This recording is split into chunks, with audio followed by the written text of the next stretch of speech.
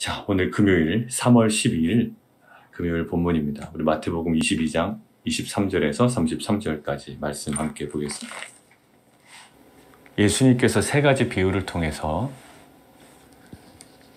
유대인들 또 혈통적 이스라엘 백성들 그들의 거절과 실패 그리고 거절과 심판에 대한 어떻게 보면 굉장히 충격적인 그 비유와 그 메시지들을 던져주셨습니다. 그들은 지적당한 거고요. 아마 뼈 때리는 그런 충격적인 이야기를 들은 겁니다. 그 세 가지 비유는 그들에게 좀 받아들일 수 없는 그리고 받아들이고 싶지 않은 그런 내용이었을 겁니다. 자, 그래서 어제는 바리새인들이 등장하죠. 바리새인들이 등장해서 정치적인 질문을 던집니다. 가이사에게 세금을 내는 것이 옳습니까? 옳지 않습니까? 이제 정치적인 입장과 이 이스라엘 백성들, 이 유대인들의 어떤 입장이 대립되는 부분을 이제 파고 들어가죠. 정치적인 질문으로 예수님을 올무에 걸리게 하려고 시도했지만 결국 수포로 들어갑니다. 그래서 오늘은 누가 등장하냐면 사두개인들이 등장하죠. 그리고 이 사두개인들은 종교적 질문을 던집니다. 어제 바리새인들이 정치적 질문을 던졌다면 오늘 사두개인들은 종교적 질문을 던지는 거예요. 자, 그런데 정작 중요한 것은요. 오늘 23절에 명확하게 나와 있지만 사두개인들은 부활을 믿지 않았습니다. 23절 부활이 없다 하는 사두개인들이 그날 예수께 와서 물어 이르되, 자, 부활이 없다고 평소에 주장했던 사람들의 질문은 뭐죠? 질문 맨 마지막 보십시오. 28절 부활 때에 7 중에 누구의 아내가 되리이까? 아주 괴팍하고 그러면 앞뒤 없는, 그러나 이것을 통해 분명한 이들의 의도가 드러나는 지금 대화의 어떤 전개 과정입니다. 부활이 없다라고 믿고 있던 사두개인들이 부활 때에 어떻게 되겠습니까? 라고 물어보는 의도는 뻔하죠. 이들은 왜 부활을 믿지 않았을까요? 이들은 그렇기 때문에 굉장히 그 현세적이었습니다. 신앙 자체가요. 어떤 그 정치적인 것에 또 여러 가지 어떤 사회적인 리더 그룹들과의 어떤 관계가 굉장히 좋았고요. 자, 그들은 성경 중에 어느의 권위만 인정하냐면 모세오경의 권위만 인정합니다. 누가요? 사두개인들이요. 그래서 이들은 모세오경의 권위만 인정하는데 모세오경 어느 곳에서도 부활에 관한 근거를 찾지 못했습니다. 그래서 부활을 믿지 않은 거예요. 그래서 바리새인들은 부활을 믿잖아요. 근데 바리새인들이 부활의 근거로 사용하는 구절들이 있습니다. 몇 가지가. 그게 뭐냐면 모세오경에 없어요. 그게 바로 이사야서에, 아까 그래서 제가 이사야라고 잠깐 잘못 나온 게 이사야서 26장 19절입니다. 찾지 않으셔도 될 것 같아요. 이사야서 26장 19절에 이렇게 나와 있어요. 주의 죽은 자들은 살아나고 그들의 시체들은 일어나리이다. 티끌에 누운 자들아 너희는 깨어 노래하라. 주의 이슬은 빛난 이슬이니 땅이 죽은 자들을 내놓으리로다. 이게 바리새인들에게는 이 부활의 근거가 되었던 거예요. 그리고 우리가 잘 아는 다니엘서도 보면 이제 다니엘서 12장 2절 이렇게 되어 있거든요. 땅에 티끌 가운데서 자는 자 중에 많은 사람이 깨어나 영생을 받는 자도 있겠고 수치를 당하여서 영원히 부끄러움을 당할 자도 있을 것이며 이렇게 나와 있죠. 자, 이사야서 26장 19절과 다니엘서 12장 2절의 말씀을 근거로 바리새인들은 무엇을 믿었다? 부활을 믿었습니다. 근데 이 사두개인들은 무엇의 권위만 인정하기 때문에, 모세오경의 권위만 인정하기 때문에 그들의 입장을 이렇게 얘기합니다. 그들이 이사야서를 통하여 그리고 다니엘서를 통하여 나타난 이 부활 사상은 후대에 모세의 입장을 왜곡한 것이다 라고 이 사두개인들을 믿고 있었던 거예요. 자, 그럼에도 불구하고 그 부활을 믿지 않고 있는 사두개인들이 뭘 하고 있나요? 부활을 질문하고 있습니다. 결국 이 질문을 통해서 무엇을 원했던 걸까요? 부활을 믿겠습니다 라는 것이 아니라 이 부활에 관한 아주 곤혹스러운 질문, 일상에서 거의 일어나지 않을 수 있는, 보통 우리가 질문할 때 보통 우리가 신앙생활 할 때 우리가 경험할 수 있는 질문들을 하는 경우에는 도움이 됩니다. 근데 이제 사변적으로 빠지면 질문이 너무 어려워지는 거예요. 그러니까 만약에 라는 질문은요, 굉장히 때로는 우리에게 그 마음의 상태를 드러내는 거예요. 아, 실제로 내가 이런 경험을 했는데 이럴 때는 어떻게 해야 됩니까? 라고 하는 질문은요, 매우 유익합니다. 의도면에서는 굉장히 괜찮은 것 같아요. 근데 간혹 뭐든지 그렇진 않지만 이 만약에 라는 이 단서는요, 사변적인 질문의 가능성이 많고 다른 목적이 있는 질문의 가능성이 너무 많아요. 농후해요. 저도 그런 질문을 많이 받아봤고요. 만약에? 근데 정말 신앙생활에 그런 일이 일어납니까? 라고 물어보면 그렇지 않는데 논리적으로 맞지 않습니까? 이제 이런 부분으로 공격하려고 하는 질문이었거든요. 지금 딱 그런 거예요. 부활을 막 얘기하는데 실은 부활 때 이런 어처구니 없는 일이 일어난다면 부활?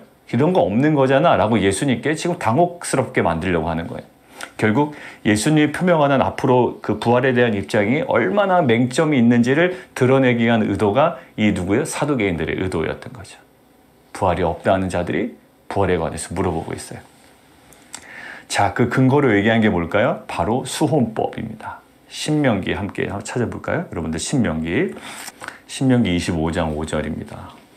잘 보세요. 이들은 무슨 권위를 인정한다? 예, 모세오경의 권위만 인정한다. 그러니까 모세오경의 어떤 구절이죠? 지금 신명기 25장 5절에 이 내용이 있습니다. 그러니까 이 내용을 근거로 이제 부활, 이것들을 반박해 보려고 하는 거예요. 뭔가 꼬이게 되는 거죠. 그럼 그들이 막 부활을 주장하고 있는데, 자, 25장 5절.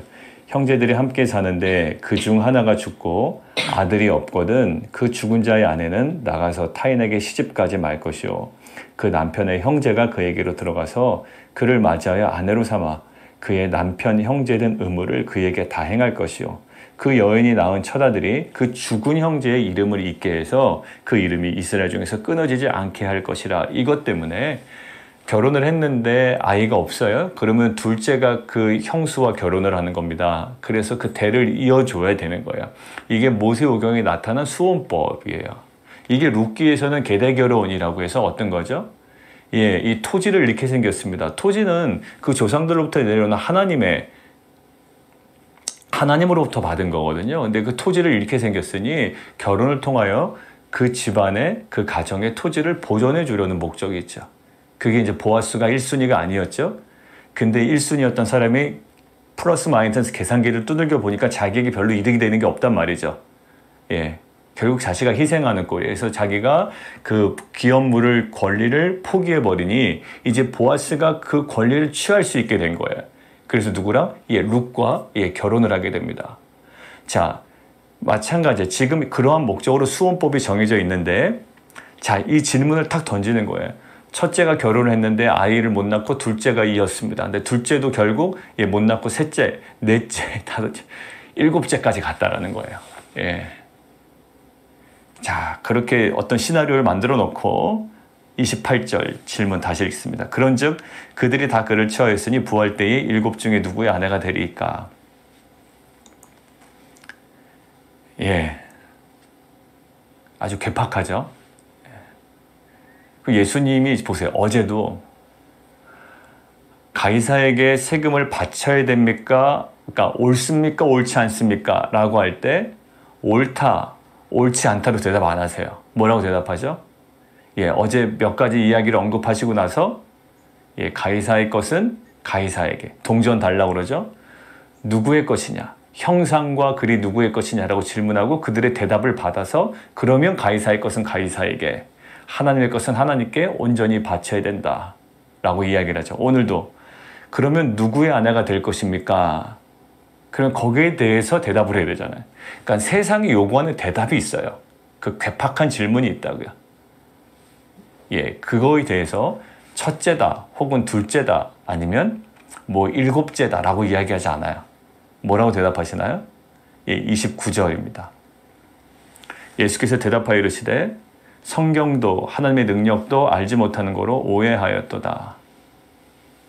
여러분들 예수님은 항상 어디를 보시죠? 핵심을 보세요.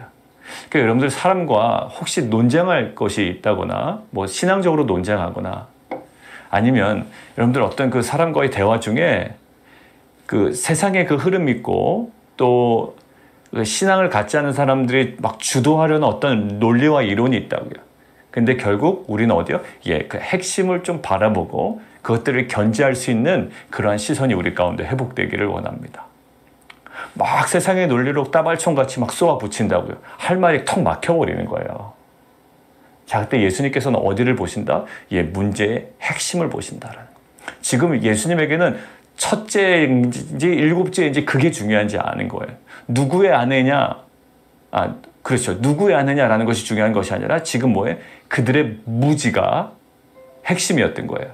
그러니까 그들의 무지 때문에 어처구니 없는 이 질문을 하게 된 거죠. 자, 결국 그래서 사두개인들의 이 그릇된 의도의 질문을 오히려 부활의 적극적인 교훈의 기회로 삼아버리시는 거예요. 예수님 지적한 건 딱 이래요. 너희가 알지 못하는 거로 오해하였다. 결국 뭘까요? 무지에서 비롯한 오해예요. 알았더라면 이런 질문하지 않았을 거예요. 그러면서 두 가지로 지적하신데 30절에 부활 때는 전혀 달라라는 거예요. 너희가 지금 이 관점에서 부활을 바라봐? 아니요. 부활 아니에요. 부활을 믿지도 않지만 이들은 결국 얘기하는 거냐 뭐냐면 부활 이후의 삶은 이 땅에서의 삶과 동일할 것이라는 너희의 전제가 틀렸어라는 거예요. 섣불리 첫째 아내가 될 거야. 첫 번째 결혼이니까. 혹은 아니야. 일곱째 아내가 될 거야. 그게 마지막 결혼이니까. 이런 식으로 얘기하는 게 아니라 너의 전제가 틀렸어라는 거예요. 우리가 교리과정 이제 시작을 했죠. 교리과정에서 우리가 왜 공부해야 됩니까? 라는 몇 가지 이야기를 하다가 뭐예요? 우리의 잘못된 개념과 잘못된 전제를 드러내는 기회로 삼아야 됩니다. 라는 거예요. 마찬가지예요. 부활을 이야기할 때 지금 관점에서 부활 이전의 삶의 관점에서 부활 이후의 삶을 바라보려고 그래요. 근데 예수님이 뭐라고 그러시죠? 부활 이후의 삶은 이 땅에서의 삶과 동일할 것이라는 너희의 그 전제가 틀렸어. 잘못됐어. 전혀 다른 측면을 갖게 될 거야 라는 거예요. 남녀 사이의 결혼 없어 라는 거예요. 여러분들 남녀 사이의 결혼은 여러 가지 의미가 있겠지만 결혼해서 뭐합니까? 또 자연 발생적으로 애를 낳죠? 그럼 보세요. 천국에 가서 결혼해서 애를 낳으면 걔는 천국 베이비가 되는 건가요? 천국에 대해서한 개념은 전혀 달라요. 그러니까 어느 분이 개인적으로 물어보시더래요. 천국은 어떨까요? 잘 몰라요. 요한계시록에 나오는 그런 부분들은 천국의 전부라고 할 수 없죠. 그리고 우리가 천국을 이해하기 위해서는 그 천국 관점이 우리 가운데 온전히 회복되고 리셋이 돼야 되는데 우리는 여전히 이 땅의 관점으로 천국을 바라보니 완벽한 천국의 그림을 우리가 볼 수는 없어요. 막 봤다, 꿈꿨다, 갔다 왔다라고 그랬지만 갔다 온 얘기 들어보면 다 뭐죠? 다 현세적이죠. 뭐가 깔려있고 뭐가 깔려있고.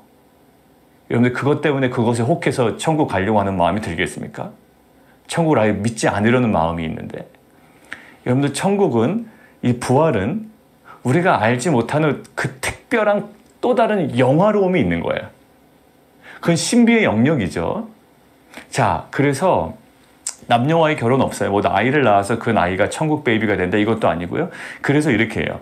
장가도 아니 가고 시집도 아니 가고 하늘에 있는 천사들과 같다라고 하는 것은 하늘에 있는 천사들처럼 너희가 변한다라는 것이 아니라 지금 결혼에 대한 속성을 얘기하는 겁니다. 천사들. 그러니까 이렇게 되면 인간은 조금 저급했는데 천사들처럼 이제 부활 때에 변하는구나 이런 관점이 아니라 천사들과 같은 그런 결혼에 대한 속성이 있다는 것을 강조하기 위함이에요. 자, 결국 부활 이후에는 이 땅에서의 관점과는 다른 정말 온전한 또 다른 그 영화로움이 있다라고 지금 예수님은 강조하시는 거죠. 그러니까 너의 이 땅에서 삶과 부활의 이후의 삶을 연결시키려는 그 전제가 틀렸어라는 거예요. 자, 그러면서 31절 죽은 자의 부활을 논할진대 하나님이 너희에게 말씀하신 바. 그러면서 32절에 그들이 그토록 권위 있다고 여기는 뭐가 나오나요? 모세오경이 등장합니다. 그들은 모세오경에서 부활에 관한 근거를 찾지 못했고요. 그래서 부활을 믿지 않았어요. 그러면서 부활에 대한 얘기를 하는 것은 부활에 관한 맹점을 드러내려고 하는 것이었는데 주님께서 말씀하셨어요. 너희 전제가 잘못됐다라는 거예요. 사랑하는 성도 여러분들, 우리의 신앙에 그 잘못된 전제들이 있습니다. 교리 과정에서 얘기했듯이 우리가 단순하게 여러 가지 얘기했던 정말 예수 믿으면 우리는 이 땅에서 어떠한 고생도 안 하고 고통도 받지 않고 모든 질병은 나으며 모든 현세적인 보상은 다 받을 것이다. 모든 복은 우리가 다 받을 것이다. 라는 잘못된 전제가 있어요. 그리고 우리가 빛과 소금이라는 영향력은 세상의 높은 지위에 올라가는 것, 많은 것들을 소유해 사람들에게 펑펑 나눠주는 것 아니에요. 과부의 두렵돈을 보십시오. 과부의 두렵돈은요, 정말로 없는 것 중에 있는 것 다 낸, 어떻게 보면 굉장히 불쌍한 모습이라고요. 근데 예수님께서 뭐라고 그러시죠? 그 과부의 두렵돈을 가장 귀한 것으로 보여주신다고요. 막 쨍그랑 막 눈에 보이게 드러내놓고 헌금하는 사람들보다 이 과부의 두렵돈, 안타까움으로 절박함으로 드리는 그 여인의 그 두렵돈을 예수님께서는 칭찬하시고 높이 올리시잖아요. 우리에게는 잘못된 전제, 세상의 영향력이라고 하는 것, 그래서 항상 끼리끼리 모입니다. 왜냐하면 수준 맞는 사람들끼리 모이려고 해요. 뭐 저희 교회가 그렇다는 건 아니고요. 보통 사람들의 경향이 그렇더라고요. 자, 그런데 정말로 변화됐다라고 하는 것은 뭘까요? 변화되었다라는 것은 그것들을 깨는 거죠. 세상의 전제를 깨고 그 논리를 깨고 세상의 개념들을 깨고 애굽의 개념들을 깨고 바벨론의 개념들을 깨야 되는데 우리가 신앙생활했다 간증할 때 간증의 내용이 어떻게 되면 안 돼요? 애굽처럼 성공했다라든지 애굽에서 인정받았다라든지 바벨론이 우리를 주목하고 있다라든지 이것은 아니에요. 한 번도 세상은 예수님을 주목하지 않았습니다. 버린 돌이 됐잖아요. 결국 우리는 버린 돌과 그 십자가의 삶과 의에 줄이고 목마른 자, 그것 때문에 핍박을 받는 것, 이것이 우리에게는 영광스러운 거예요. 결국 신앙이라는 것은요, 이 전제를 바꿔나가는 것이고요. 그 잘못된 세상의 개념, 애굽의 개념, 바벨론의 개념을 파하고 오히려 하나님 나라의 그 온전함을 우리가 몸으로 살아가는 것이고 그 안에 담겨있는 영광스러움을 우리가 발견하며 살아가는 모습인 줄 믿습니다. 예수님께서 그래서 이 부활에 대해서 전제를 바꿔나가시는 거예요. 너 그런 식으로 생각하면 안 돼, 부활. 그러면서 두 번째, 죽은 자의 부활을 논할진대 너희가 그토록 권위 있다고 생각하는 모세오경 한번 볼까? 라고 말씀하시는 거예요. 하나님은 너희에게 말씀하셨지. 너희가 그렇게 권위 있다고 얘기하는 모세오경 한번 찾아보자. 우리 출애굽기 3장 6장을 너희가 한번 찾아보렴 하고 이제 이야기를 하는 거예요. 출애굽기 3장 6장은 호렙산 떨기나무에서 모세에게 나타나셔서 자신을 드러내시는 장면이에요. 누가? 하나님께서요. 3장 6절에 이렇게 기록되어 있습니다. 또 이르시되 나는 내 조상의 하나님이니 아브라함의 하나님, 이삭의 하나님, 야곱의 하나님이니라. 모세가 하나님 배웠기를 두려워하여 얼굴을 가리매. 이게 이제 3장 6절인데요. 지금 3장 6절을 그대로 인용을 해서 나는 아브라함의 하나님이요 이삭의 하나님이요 야곱의 하나님이로라 하신 것을 읽어보지 못하였느냐라고 해요. 자, 그런데 이 동사가요, 나는 아브라함의 하나님이었다가 아니라는 거예요. 자, 아브라함은 이미 이 땅 가운데 없죠. 이삭은요? 없습니다. 지금 모세 시대예요. 야곱은요? 없어요. 그럼 죽은 자와 계약 맺은 게 여러분들 지금 우리에게 영향이 있을까요? 생각해 보십시오. 여러분들 부모님이 누구와 계약을 맺었어요. 근데 그 계약 당사자에 여러분들이 들어가지 않은 겁니다. 그 부모님의 자녀들이 계약 당사자에 들어가 있지 않으면 부모님과 계약이 맺은 게 부모님이 만약에 돌아가시게 되면 그 계약은 자동적으로 소멸되는 거예요. 파괴되는 겁니다. 근데 아브라함에게 말씀하셨죠. 너와 내 자손을 통하여 뭐 이렇게 얘기는 하셨지만 실은 기본적인 계약의 개념은 그렇지가 않아요. 그리고 아무리 그렇게 얘기하셨다 한들 지금 하나님께서 표현하시는 방법이 뭐냐? 시제가 뭘까요? 나는 아브라함의 하나님이었다가 아니고 이삭의 하나님이었다가 아니고 야곱의 하나님이었다라는 것이 아니에요. 지금은 모세 너의 하나님이다라고 이야기하는 것이 아니라 나는 뭐다? 지금도 아브라함의 하나님이고 나는 지금도 이삭의 하나님이고 나는 지금도 야곱의 하나님이라는 거예요. 현재 시제를 씁니다. 결국 이것을 통해 예수님께서 무엇을 반증하셨을까요? 너희가 권위 있다고 생각하는 모세오경 출애굽기 3장 6절에 하나님께서 모세에게 호렙산 떨기나무에 나타나실 때에 이때는 아브람도 없었고 이삭도 죽었고 야곱도 사망했지만 하나님이 무엇으로 인정하더냐라는 거예요. 결국 그들은 현재도 살아있는 것처럼 하나님께서 말씀하지 아니하시냐? 결국 밑에 하나님은 누구의? 죽은 자의 하나님이 아니요 살아있는 자의 하나님이신데 지금 누구를? 아브라함을, 이삭을, 야곱을 지금 살아있는 자처럼 여겼고 그리고 그들과 함께 맺은 언약을 무엇으로 보신다? 영원한 언약으로 보이시고 이거는 변할 수 없는 것으로 보신다. 언약이 영원한 것처럼 지금 아브라함과 이삭과 야곱도 지금 살아있고 영원할 것이다 라는 거예요. 결국 이 출애굽기 3장 6절 그들이 권위 있다고 생각하는 모세오경 이 구절을 통하여 하나님이 자신을 드러내시는 이 구절을 통하여 결국 하나님은 죽은 자의 하나님이 아니요 살아있는 자의 하나님이기 때문에 뭐다? 부활이 있다라는 거예요. 결국 예수님의 대답은 첫째냐 일곱째냐 이 대답 안 하셨죠. 결국 그들의 의도적인 질문에 있어서 그들의 질문 속에 있는 맹점들, 오히려 그 질문 속에 남겨있는 의도들을 파헤치고 가장 핵심적인 부분으로 들어가 그들의 잘못된 전제를 바꾸고 그들의 잘못된 개념을 바꾸고 그들이 인정하지 않았던 부활에 대한 그 명확성을 드러내셨습니다. 사랑하는 성도 여러분들, 우리 안에도 세상에 끌려다니는 우리의 언행이 되지 않았으면 좋겠어요. 세상 앞에 변명하는 인생이 되지 않았으면 좋겠습니다. 세상에 막 몰아칠 때 우리에게 세상에 주는 메시지가 있잖아요. 세상이 우리에게 다그칩니다. 너 그따위로 살면 될 것 같아? 너 신앙생활이 다야? 라고 할 때 우리에게 다그칠 때 우리는 그게 아니라 라고 하면서 변명하는 인생이 아니라 이 만물을 창조하신 하나님의 관점으로 그리고 진리의 관점으로 이 땅이 세상의 논리로 돌아갑니까? 아니죠. 하나님께서 천지를 창조하시고 이 만물을 말씀으로 붙들고 계시기 때문에 그 관점으로 핵심을 뚫고 그들에게 도전할 수 있는 그런 공동체가 되기를 원합니다. 그들이 원하는 방식으로 대답하는 것이 아니라 하나님께서 명하신 방식, 하나님께서 이 땅을 창조하신 방식, 하나님께서 이 땅을 구원하신 방식으로 우리가 그들에게 전하고 또 우리의 삶으로 살아가는 그런 당당함과 영화로움이 우리 가운데 회복되기를 원합니다. 사랑하는 성도 여러분들, 오늘 새로운 삶이 여러분들에게 열렸어요. 세상이 요구하는 삶도 아니고요. 세상에 끌려가는 삶도 아니고요. 하나님께서 여러분들에게 부여하신 영광스러운 삶이 여러분 가운데 열렸습니다. 그러한 삶의 핵심을 뚫고 붙잡고 나아가는 귀한 성도들 되시기를 주님의 이름으로 축원합니다. 그리고요. 여러분들 그 오늘 무지에서 나오는 오해가 있잖아요. 우리가 성경을 묵상하고 교리과정과 좀 맞물리긴 하는데 교리과정에서도 우리가 이 하나님을 안다라는 것이 어떤 의미가 있는지를 우리가 첫 시간을 통해서 배웠단 말이죠. 이 무지에서 나오는 오해가 아니라 이제는 참된 진리를 통한 그 풍성한 하나님 나라를 경험하고 이해 차원을 넘어서서 이제는 그 영광스러움과 그 풍성함과 그 그리스도인으로서의 그 품격을 우리의 삶으로 살아내고 그것을 통하여 우리의 복음이 십자가의 복음이 온전히 전해지는 귀한 통로가 되기를 원합니다. 우리가 그리고 기도해야 될 것 같아요.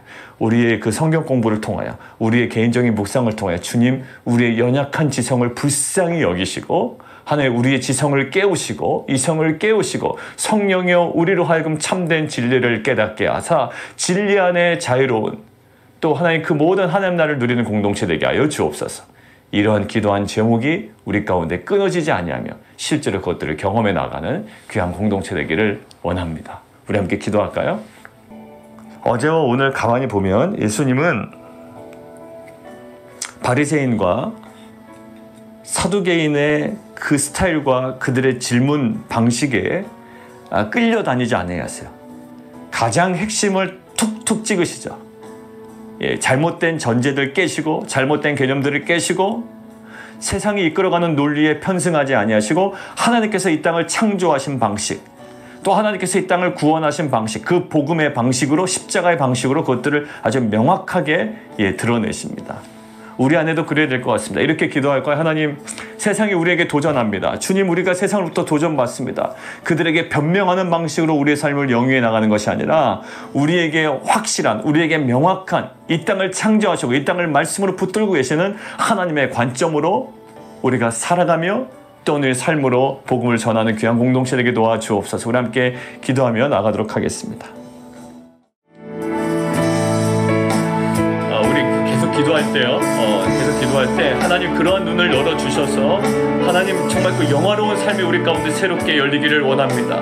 이제 닫혀있고 세상 방식에 완전 눌려있던 우리의 시선이 하나님 나라의 방식으로 활짝 열리게 도와주옵소서. 고통 가운데 영화로움을 보게 하시고 고통 가운데 하나님 계신 정말 놀라운 구속의 은혜를 보게 하시고 정말 우리가 정말 환경에 종속된 인생이 아니라 하나님 복음을 향하여 활짝 열린 인생 살아가게 도와주옵소서. 함께 계속 기도하겠습니다.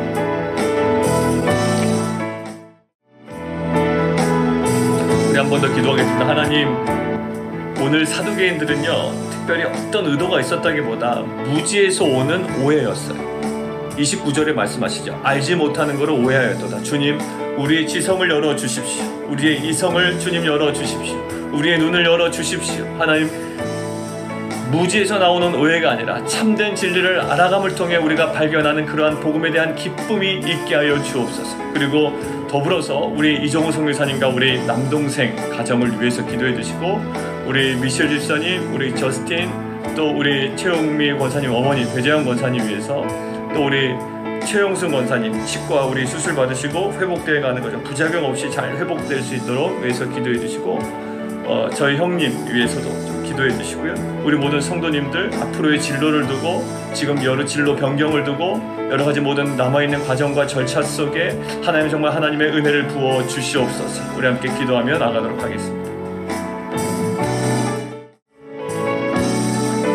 살아계신 하나님, 세상이 우리에게 도전하는 메시지들이 있습니다. 우리가 마주치는 정말 세상이라는 현실이 있지만 세상이 요구하는 방식으로 우리가 끌려가거나 또 세상이 요구하는 방식대로 우리가 변명하며 살아가는 인생이 아니라 이 땅을 창조하신 하나님으로, 또 이 땅을 구원하신 그 하나님, 또 예수 그리스도의 그 복음의 방식으로 우리가 그 삶의 핵심을 붙잡고 세상 앞에 당당하게 살아가는, 또 우리의 눈이 열려 이 땅에 썩어질 것에 소망 두지 아니하며 하늘에 영원한 것에 소망을 두고 우리가 그 영화로운 삶을 날마다 복음 안에서 살아가는 귀한 공동체 될 수 있도록 은혜 베풀어 주옵소서. 예수 그리스도 이름으로 감사하며 기도드리옵나이다. 아멘.